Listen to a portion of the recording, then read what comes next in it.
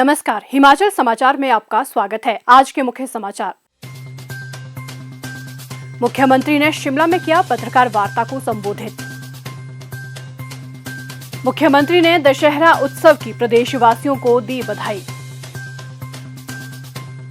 मुख्यमंत्री ने की ग्रामीण विकास व पंचायती राज विभाग की समीक्षा बैठक की अध्यक्षता। मुख्यमंत्री ने कहा, ऑनलाइन उपलब्ध होंगे विवाह, जन्म व मृत्यु प्रमाण पत्र। मुख्यमंत्री ने शहनाई वादक श्री सूरजमणि के निधन पर किया शोक व्यक्त। और अब समाचार विस्तार से। मुख्यमंत्री ठाकुर सुखविंदर सिंह सुक्खू ने आज शिमला में पत्रकार वार्ता को संबोधित करते हुए कहा, पिछले दिनों विधानसभा सत्र था और विधानसभा सत्र के समय हमने एक स्टेटमेंट पढ़ी थी। उस स्टेटमेंट के अनुसार जो हमारे सरकारी कर्मचारी थे जिनकी सैलरीज कैश फ्लो के कारण मिसमैनेजमेंट हुई थी, उसको हमने रेगुलेट किया। और उस समय भी मैंने अपनी स्टेटमेंट में ये कहा था कि हमें फिस्कल डिसिप्लिन और फिस्कल प्रूडेंस से आगे बढ़ना है। और हमारी वित्तीय स्थिति बहुत अच्छी है, लेकिन हम अनुशासन में रह के वित्तीय स्थिति को ठीक करना चाहते हैं। इसलिए कई सालों से 3 करोड़ रुपया हमारी सैलरीज और पेंशन्स का ब्याज के रूप में जाता रहा। हमने उसको ठीक किया और उस ठीक करने के बाद हमने ये कहा कि कुछ समय के लिए हमें अपनी सैलरी और पेंशन्स को 2-4 दिन के लिए डिले करने का हमने प्रावधान अपनी स्टेटमेंट में किया। और उसमें हमने एक सिंबॉलिक कहा कि जो सरकार नेतृत्व करती है, जो सरकार का प्रतिनिधित्व करते हैं मुख्यमंत्री और उसके मंत्रिमंडल के सदस्य, वो सबसे पहले सिंबॉलिक 2 महीने के लिए अपनी सैलरी को नहीं रहेंगे ताकि वित्तीय अनुशासन में रहकर आगे बढ़े। 2 महीने का हमने अधिकतम समय रखा था। और 2 महीने से पहले जिस प्रकार मुख्यमंत्री के अलावा मैं एक फाइनेंस मिनिस्टर भी हूँ, फाइनेंस मिनिस्टर के नाते मेरा अलग दायित्व है और मुख्यमंत्री के नाते मेरा अलग दायित्व है। उन परिस्थितियों को हमने बड़ी अच्छी तरह अध्ययन किया। और मैं बार बार कहता हूँ कि हम व्यवस्था परिवर्तन से आत्मनिर्भर हिमाचल की ओर जा रहे हैं। हम सत्ता में सत्ता सुख के लिए नहीं आए हैं, व्यवस्था परिवर्तन के लिए आए हैं। और इस संदर्भ में मैं आज ये कहना चाहता हूँ कि दीपावली भी है और दीपावली की भी आप सब लोगों को शुभकामनाएं। और हिमाचल प्रदेश के सभी निवासियों को, प्रदेशवासियों को दशहरे की भी बहुत शुभकामनाएं और दीपावली की भी बहुत शुभकामनाएं। हिमाचल प्रदेश के जो सरकारी कर्मचारी हैं वो किसी न किसी रूप में प्रदेश की सेवा करते रहे। पिछले कई सालों से कई चीज़ों के लिए वो संघर्ष करते रहे। कईयों के मेडिकल बिल कई सालों से पड़े होते हैं, मेरे पास कई बार आए कि हमारे मेडिकल बिल दिला दीजिए। हमारी सरकार ने और मंत्रिमंडल ने हमने ये फैसला किया है, सरकारी कर्मचारियों के जो भी मेडिकल बिल होंगे उन्हें तुरंत प्रभाव से जो भी पेंडेंसी है उसको ख़त्म कर दिया जाएगा। उसके बाद प्रदेश सरकार द्वारा ओपीएस लागू करने से लगभग 1,15,000 कर्मचारियों को लाभ प्रदान किया गया है, ओपीएस लागू। किंतु कुछ अधिकारी तथा कर्मचारी अभी भी एनपीएस के तहत है।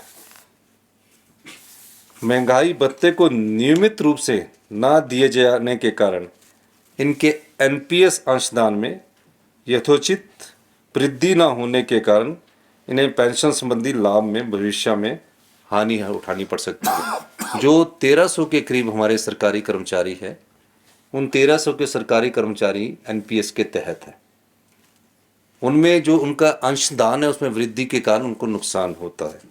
अतः सरकार द्वारा यह फैसला लिया गया है कि भारत सरकार द्वारा समय समय पर जारी किए जाने महंगाई भत्ते की दरों को एनपीएस अधिकारी तथा कर्मचारियों को प्रदान किया जाएगा।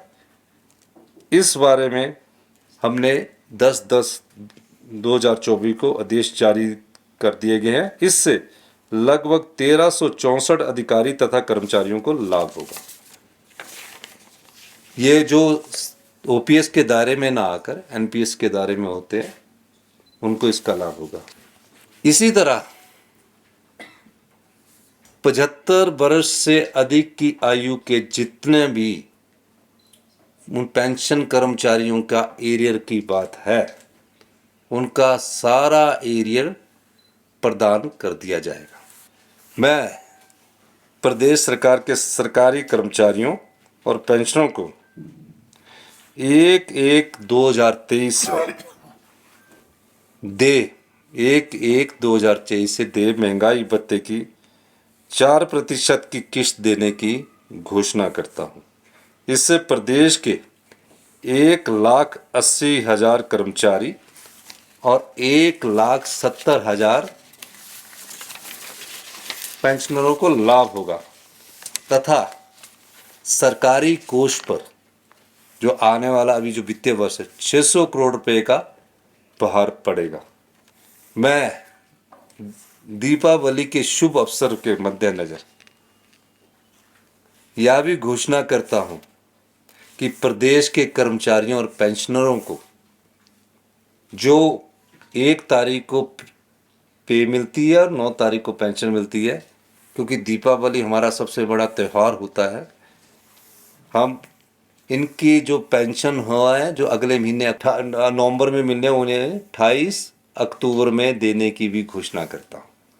यानी कि उनकी जो पेंशन है, जो पे है, वो हम 4 दिन पहले उनको दे रहे हैं।